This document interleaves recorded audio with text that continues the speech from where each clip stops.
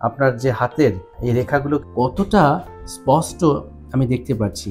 আমি যত সুন্দর দেখতে পারবো সার্জারিটাও কিন্তু তত সুন্দরই হবে। মূলত আমরা চামড়ার নিচ দিয়ে আমরা এই জায়গাটিতে আসবো। এই জায়গাটিতে একটি গ্রাফট আছে, আমরা সেটা তুলে আনবো। সেই গ্রাফটটাই কিন্তু ছিদ্রের ঠিক তলদেশে আমরা প্রতিস্থাপন করি। আপনার কি কানের পর্দায় ছিদ্র রয়েছে? কান দিয়ে কি আপনার পুষ্পানি ঝরে? কানে কি আপনি কম শুনছেন? কানে কি আপনার শোষ শব্দ হয়? যদি এইরকম সমস্যা আপনার থেকে থাকে তাহলে মনে করবেন যে আজকের ভিডিওটি আপনার জন্য খুবই গুরুত্বপূর্ণ। এই কারণেই এইরকম সমস্যা নিয়ে আমাদের দেশে কিন্তু প্রতিদিন প্রচুর পেশেন্টস ইএনটি ডক্টরদের কাছে চিকিৎসা সেবা নিচ্ছে এবং আমরা নিজেরাও এরকম চিকিৎসা করছি প্রতিনিয়ত। তো আজকে ঠিক তেমনি কানের পর্দা প্রতিস্থাপনের একটি সার্জারি আমি এই মুহূর্তে করতে যাচ্ছি। আমার সম্মানিত রোগী অপারেশন থিয়েটারে আছে। তার নাম হচ্ছে মিস্টার রাফি আহমেদ, বয়স 25 বছর। হ্যাঁ, তার রক্তের গ্রুপ আছে ও পজিটিভ। তো মিস্টার রাফি, আপনি কি বলবেন আপনার কানের মধ্যে কি কি সমস্যা হচ্ছে এবং কত বছর ধরে সমস্যা? আজ থেকে প্রায় 2022-এ কাতার বিষয় গেছিল, তারপর ফাইনাল হয়েছিল তো আপনার 18 ডিসেম্বর। 22 ডিসেম্বর আমার খেলার মাঝে গিয়া একটা আঘাত লাগে। তো যে আঘাত করছিল সে ইচ্ছা করে দেয় নাই আঘাত। আচ্ছা আচ্ছা, কি খেলতে যে? ফুটবল খেলতে যে আপনার কানে লাগলো আঘাত। হ্যাঁ, তারপর কি হলো? তারপর আমি একটা মিস্টেক করছিলাম, সাধারণ একটা মেডিসিনের দোকানে গিয়া হাইড্রোজেন দিছিলাম ওনার কথাতে। আর আচ্ছা আচ্ছা, মানে একটা কেমিক্যাল সাবস্টেন্স আপনি কানের মধ্যে ঢুকিয়েছেন। হ্যাঁ, তারপর অনেক আওয়াজ করলো, অনেক মানে ভিতরে মাঝে বলক ওঠে না, ভাতের বলকের মতো ফেনার মতন উঠে গিয়েছিল।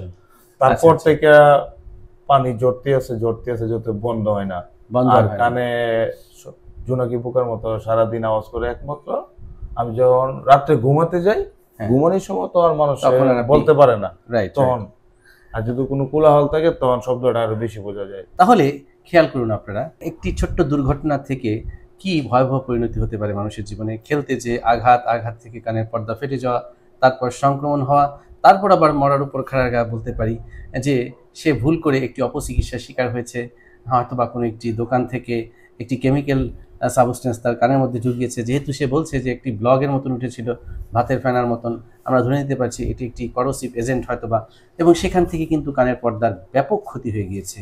কি ক্ষতি হয়েছে আমি একটু সচিত্র প্রতিবেদন আপনাদেরকে দেখাচ্ছি। ডান কানের যে পর্দা, এইরকম একটি পারফোরেশন রয়েছে। এই পর্দা না থাকার কারণেই কিন্তু তার এই জটিলতাগুলো তৈরি হচ্ছে। আচ্ছা রাফি, এখন তো আমরা অপারেশন করব, আপনার মনের মধ্যে কি কি প্রশ্ন তৈরি হয়েছে এই অপারেশন সংক্রান্ত? জি, বলতে গেলে এখন যে আমি অপারেশনটা করবো, আপনি কি দেয়া করবেন, কিসের মাধ্যমে করবেন, এটা একটু জানার আগ্রহ। আচ্ছা আচ্ছা, মূলত আমরা এই যে কানের যে গোড়া, এই জায়গাটাতে আমরা জাস্ট এতটুকু একটা লাইন তৈরি করব। মূলত এই লাইন দিয়েই ঢুকে যাব ভিতরে, হ্যাঁ, এবং চলে আসব এই জায়গাটিতে। হ্যাঁ, এই জায়গাটিতে, এই যে এখান থেকে ঠিক এই জায়গা, অর্থাৎ এই লাইন দিয়ে আলটিমেটলি চামড়ার নিচ দিয়ে আমরা এই জায়গাটিতে আসব। এই জায়গাটিতে একটি গ্রাফট আছে, যে গ্রাফটির নাম হচ্ছে টেম্পোরালিস ফাসা গ্রাফট। একটা পাতলা একটি আবরণ এই ঠিক চামড়ার নিচেই রয়েছে, আমরা সেটা তুলে আনবো। এটি তোলার পর আমাদের সার্জারির স্টেপস হচ্ছে, এই যে কানের পর্দার ছিদ্রটা কলম দিয়ে একটি সার্কেল তৈরি করেছি, এই মার্জিনটা কিন্তু মৃত মার্জিন, এখান থেকে নতুন কোষ গজানোর কোনো ক্ষমতা নেই। আমরা কি করব, মার্জিন ফ্রেশনিং করব, যে কারণে একটি রিং আমরা তুলে নিয়ে আসব। এই মার্জিনটা কিন্তু জীবিত মার্জিন। এই ফ্রেশ জিনিসের মধ্যে তো জীবিত কোষ থাকে, সজীব কোষ। এই সজীব কোষ থেকে নতুন কোষ গজানোর ক্ষমতা রয়েছে। আলটিমেটলি এই মার্জিন থেকে কিন্তু কোষ তৈরি হবে, এরকম করে কোষ সামনের দিকে অগ্রসর হতে থাকবে। অর্থাৎ এপিথেলাইজেশনের মাধ্যমে সেল মাইগ্রেশন হয়ে এই জায়গাটা পূরণ হবে, শূন্যস্থান। তাহলে এই যে জিনিসগুলো যে সামনের দিকে মাইগ্রেট হয়ে হয়ে হয়ে হয়ে নতুন একটি লেয়ার তৈরি হলো, এটা তো কোনো কিছু সাপোর্ট লাগবে, মানে শূন্য স্থানের উপর তো এটা আর আসতে পারবে না। এই কারণেই জাস্ট তার নিচে ওই যে এখান থেকে যে গ্রাফটি আমরা তুললাম, সেই গ্রাফটাই কিন্তু ছিদ্রের ঠিক তলদেশে আমরা প্রতিস্থাপন করি।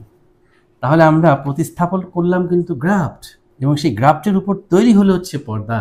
তার মানে আমরা পর্দা কিন্তু লাগালাম না, পর্দা বেসিক্যালি তৈরি হলো। আমি কি বোঝাতে পেরেছি? জি। তাহলে একটা প্রশ্ন থাকতে পারে, স্যার তাহলে তলের গ্রাফটার ওটার কি হবে? সেই গ্রাফটি আর নতুন যে টিস্যু তৈরি হয়ে যে পাতলা আবরণ তৈরি হলো, ওটাই একটা সময় সময়ের সাথে সাথে নতুন একটি পর্দা তৈরি হয়, যেটা আলটিমেটলি এরকম লুক চলে আসবে। এবার কি কনসেপশন ক্লিয়ার? অবশ্যই। তাহলে আপনি আরেকটি প্রশ্ন করেছেন, স্যার কি যন্ত্রপাতি ব্যবহার করবেন? এটা কিন্তু খুবই গুরুত্বপূর্ণ। কারণ হচ্ছে যে সার্জারিটা তখনই খুব ভালো হবে, সফল হবে, সাকসেসফুল হবে আমরা বলি যখন সেই সার্জারি করার পেছনের যন্ত্রপাতিগুলো সবচেয়ে ভালো হবে। আমি যে মাইক্রোস্কোপটি ব্যবহার করছি এটা কিন্তু সুদূর জার্মানি থেকে আনা। এই ব্র্যান্ডটি হচ্ছে ওয়ার্ল্ড ক্লাস ব্র্যান্ড, জাইস ব্র্যান্ড। এই মাইক্রোস্কোপের ফিচার্স হচ্ছে এটা ফুল এইচডি, অর্থাৎ এখানকার যে ক্যামেরা রেজুলেশন এটা 4K রেজুলেশন। আপনি একটু খেয়াল করুন, সিম্পল, আপনার হাতটা একটু ধরুন, হাতের এই যে ভাঁজটা আমরা যদি একটু মনিটরে দেখাই, আপনার যে হাতের এই রেখাগুলোকে অনেক বড় দেখতে পাচ্ছি আমি। এই রেখাগুলো কিন্তু চাইলে আমি এখন গুনতেও পারছি, রাইট? আমি যত সুন্দর দেখতে পারবো সার্জারিটাও কিন্তু তত সুন্দরই হবে। এখন এটার পরিবর্তে আমি যদি কম দামি বা নন ব্র্যান্ডেড কোনো ইনস্ট্রুমেন্ট বা মেশিন ব্যবহার করি, তাহলে কি আমি এরকম সেরা আউটকাম দিতে পারবো? আমার চোখ কি এগুলো দেখতে পারবে? নিশ্চয়ই অনেক কিছু মিস হয়ে যাবে, আর সেই মিস হলেই তো আমার পেশেন্টের ক্ষতি হয়ে যাবে, তাই না? তাহলে আমরা কোনোভাবেই আমার পেশেন্টের ক্ষতি হোক বা কোনো কিছু মিস হোক সেটা কিন্তু কখনোই চাই না। যে কারণে কিন্তু আমরা সার্জারি করতে যন্ত্রপাতির ক্ষেত্রে কোনো রকম কোনো কম্প্রোমাইজ করিও না। সো ভিউয়ার্স, আপনারা যারা দেখেন নিয়মিত আমার ভিডিও, এই ভাইটির কিন্তু অনেক স্বপ্ন, তার এই স্বপ্নটা যেন চলে যায়, তার এই বারবার কানের ইনফেকশন থেকে সে যাতে মুক্তি পায়। আপনারা প্রাণ ভরে দোয়া করবেন।